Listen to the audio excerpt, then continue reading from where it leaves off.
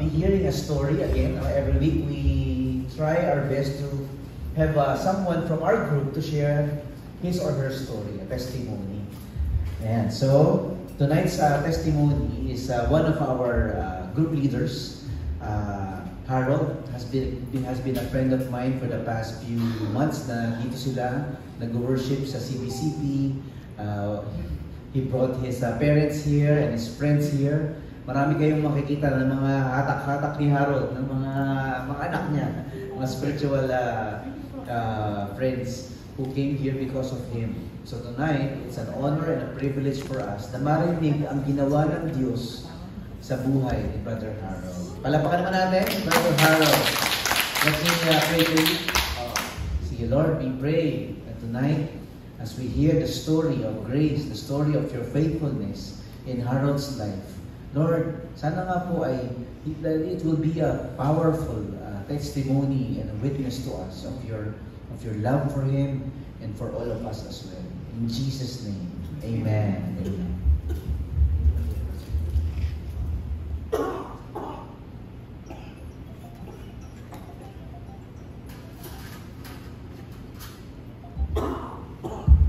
Good evening, everyone. Can you tap the person to your right? Can you tell that person, I'm so blessed?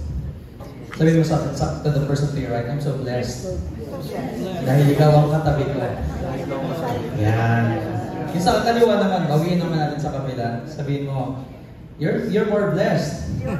Because I'm beside you. Alright. Good evening. Tonight, I will be sharing my life testimony through the story of Mephibosheth in 2 Samuel chapter 9. A man who felt unqualified, insecure, and unworthy, yet was sought out and shown kindness by the king. I asked permission from Pastor Mike. I go, Pastor, baka mag-preempt ko. But he told me, go ahead, preempt it. Now, it will be the appetizer for our session. Honestly, many times in my life, I felt exactly like Mephibosheth. Lord, bakit ako? Bakit mo ako tinawag? But again and again, God responded with grace and mercy. So that the testimony, if there will be two things, it will be grace, undeserved merit, and mercy, withholding punishment for your sins.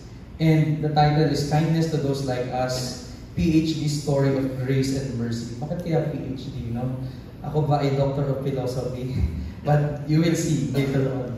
Now, who is PhD? Definitely that's me. No? So, people call me PhD because there's a reason behind it. And before I plug muna yung Facebook profile, no? Yung picture ko dyan, AI generated po yan. No? But that's how I look like in Facebook. And you can see there in the intro, Purpose, Hope, Discipline. So, it's an acronym of PhD.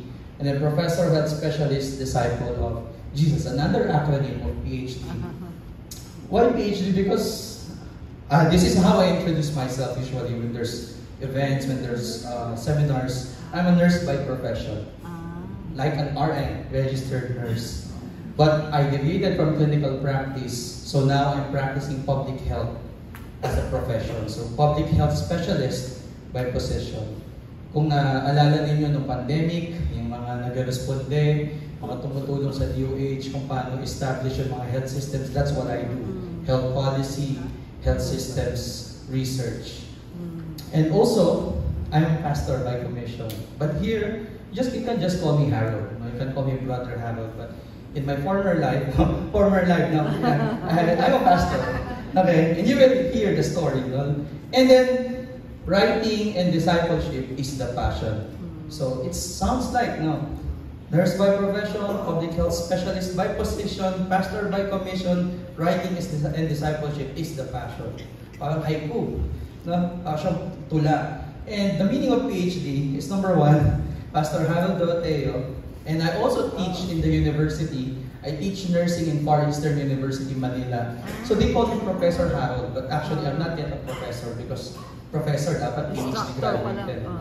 But I'm a lecturer. I'm a associate professor. No? But they call me Prof. HD. But sometimes my students, they bully me. And I just, kind as I am, I just receive their bullying and accept it. Sometimes they change the letter P, professor, to Poging Harold Doroteo. So, tinatanggap ko na lang. Wala na akong magawa kasi mga estudyante ko, masakit, pero tanggapin na lang natin.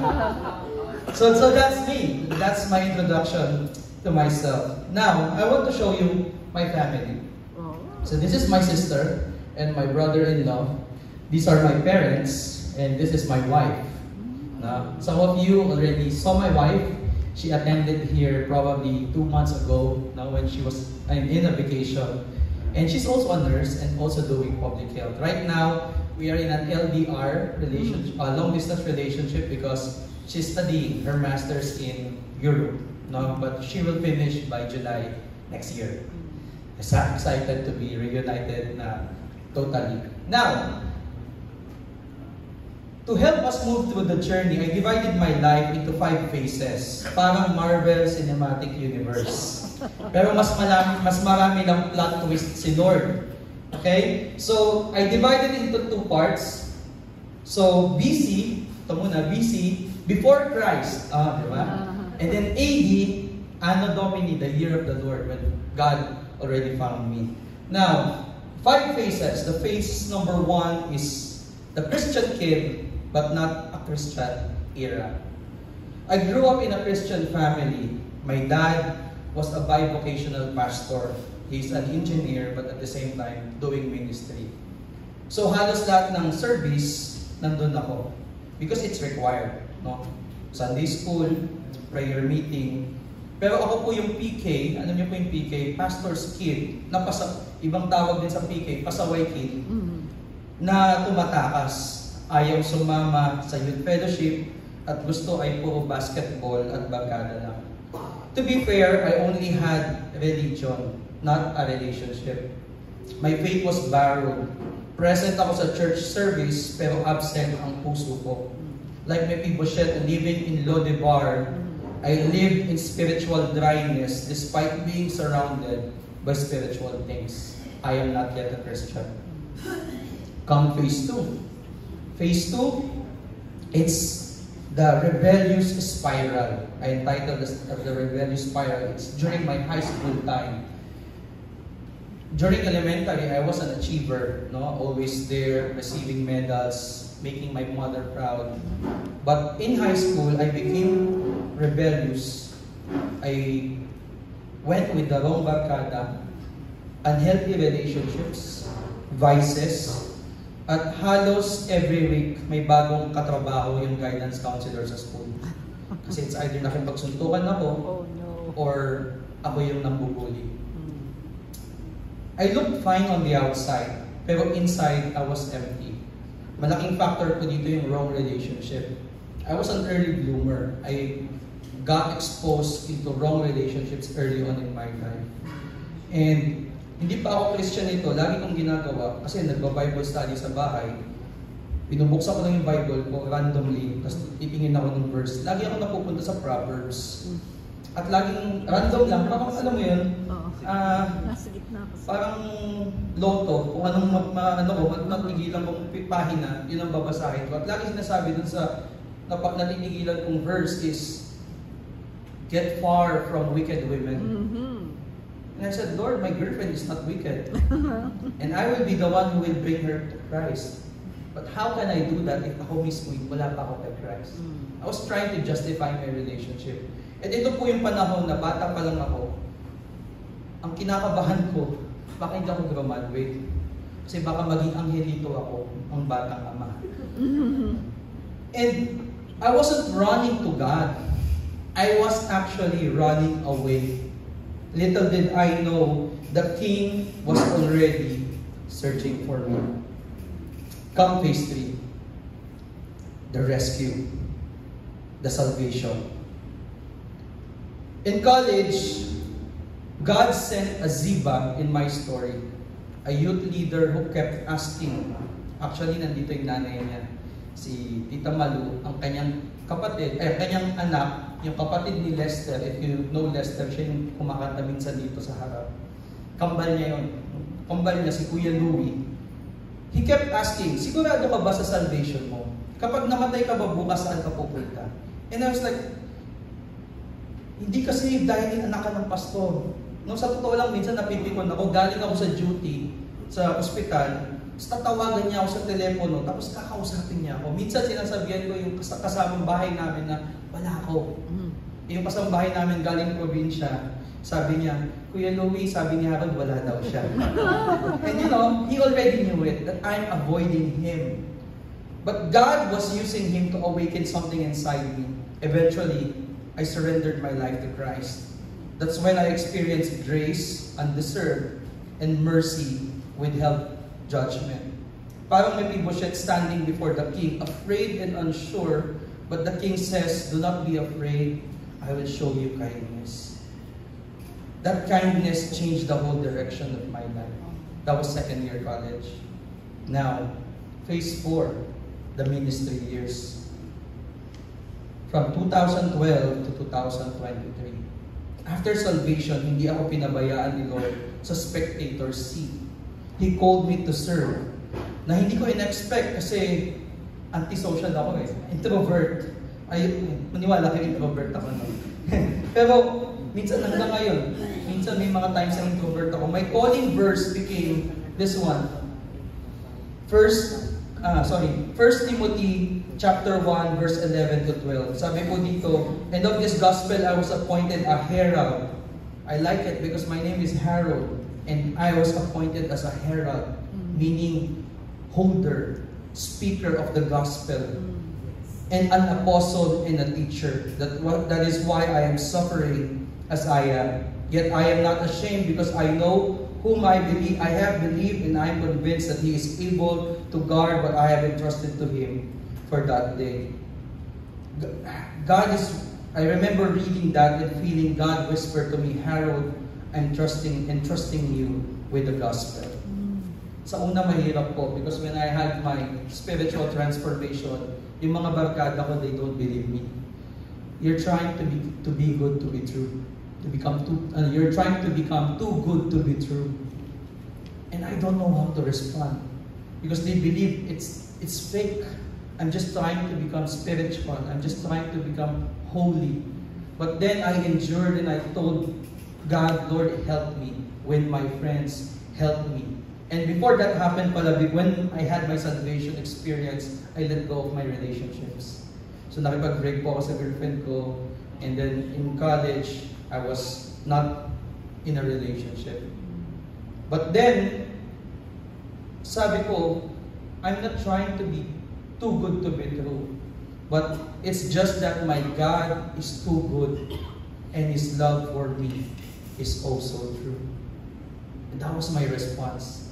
I tried to grasp on that response for many years, but that is my response. I'm not too good to be true. It's just that my God is too good and His love for me is so true.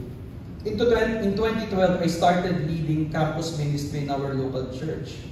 In 2014, our senior pastor installed me as youth pastor, and I had my license in the Assemblies of God in 2015. In 2018, I transitioned and served as a lead pastor in an underserved community in Valenzuela. And for me, it was very premature. I'm very young. I was thinking to myself, I'm very young.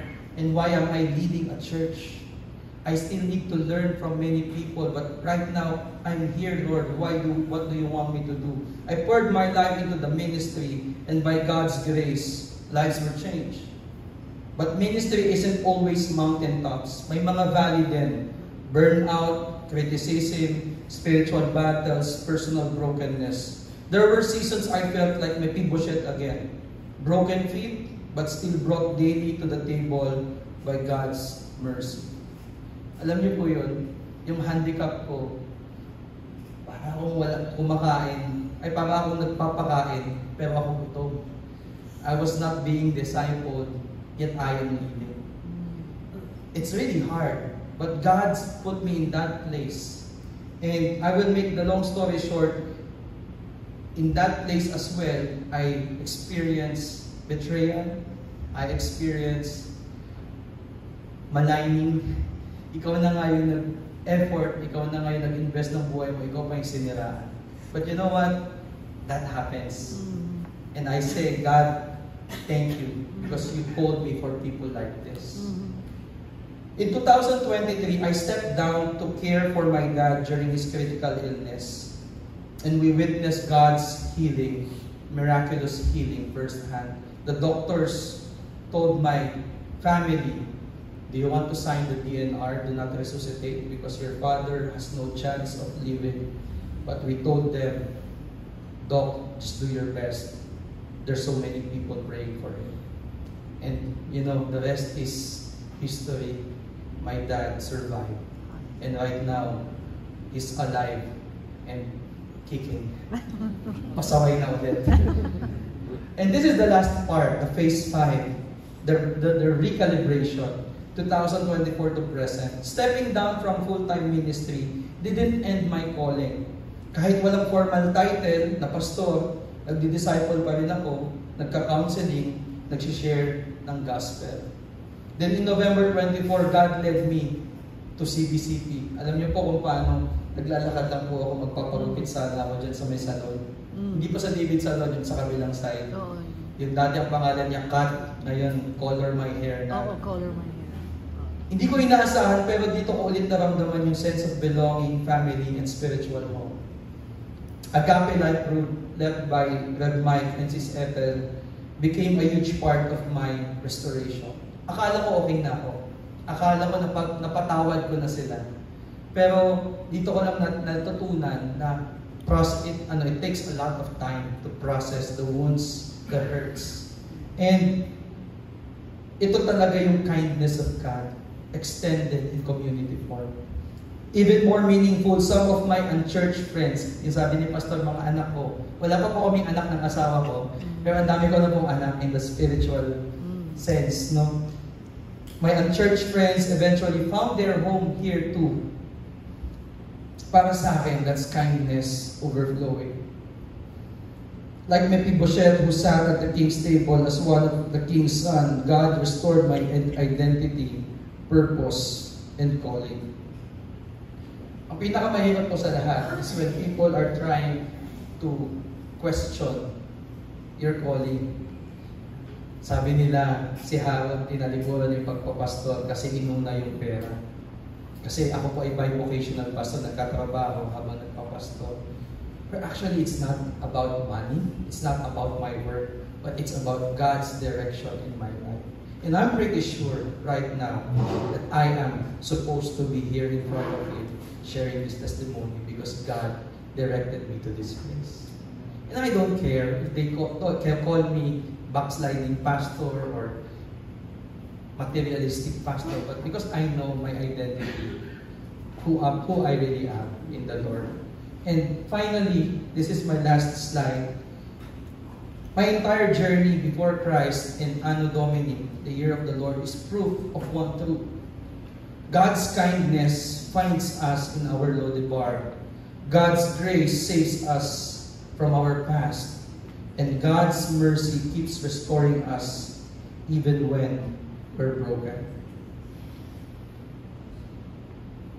I am extending kindness to people because I'm the first one who received kindness from God. Sabi ng mga tao, bakit di mo sinusukuan yung mga yan? Sabi ko, bakit ko susukuan sila? May mga tao din na hindi sumuko sa akin. At higit sa lahat, hindi ako sinukuan ng Diyos.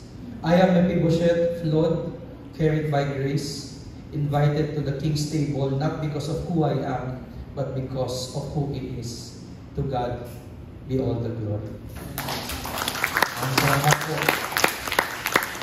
And Pastor Mike, the song. I invited some of my friends to sing this song kasi si Peter kumanta. Sabi ko, kakanta din ako. You weren't here. Yeah, I wasn't here.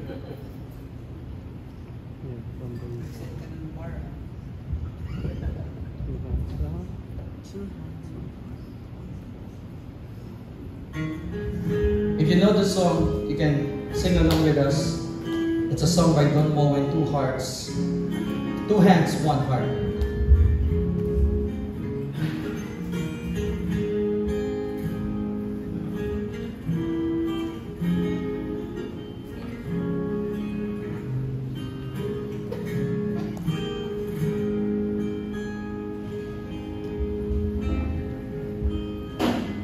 What can I give? What can I bring that would be pleasing to my King? I'll give my heart, not just a part. I'm lifting up my everything. Well, it's all I have to offer, and it's all I have to give.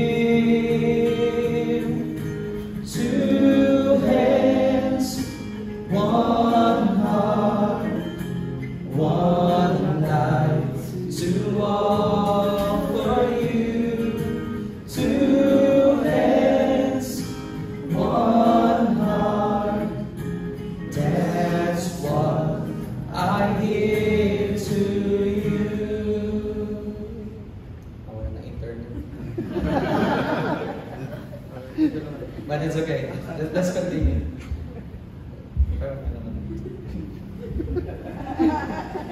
Nawala yung data kaya ka, Pastor. Let's say, use me today. I know you can. Lord, I surrender to your plan. You made this heart, you made this hands. Take me and use me as I am. Well, it's all I have to offer, and it's all I have to give. Two hands, one heart, one life to offer you. Two hands, one heart, one life to give to you. Two hands, one heart, one life to offer you. Two hands, one heart, that's what I give to you. That's what I give to you. Maraming salamat po sa makinig.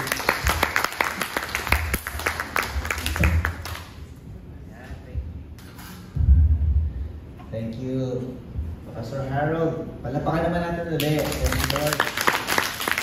Praise God. We appreciate you so much, Pastor Harold, Brother Harold, for being part of Agape Life Group.